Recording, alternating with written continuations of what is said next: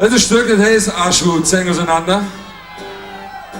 Und dieses Stück, diese ganze Veranstaltung hier, wir eigentlich deshalb gemacht haben, damit wir machtvoll und vielköpfig demonstrieren können, dass es in Deutschland auch noch was anderes gibt als Neonazis, dass es noch was anderes gibt als Kneifen, dass es tatsächlich hoffentlich auch nach der Veranstaltung noch Zivilcourage gibt, dann, wenn es im Alltag gefordert ist.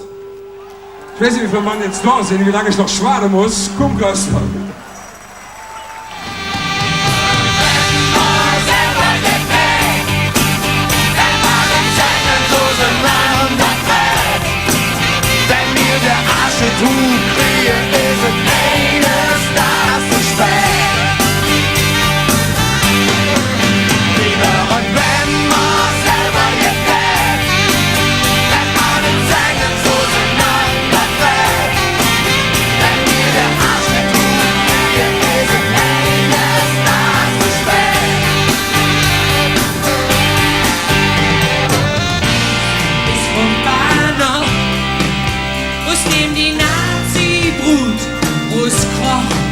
Jetzt schildert Arschhut, zeig auseinander, jetzt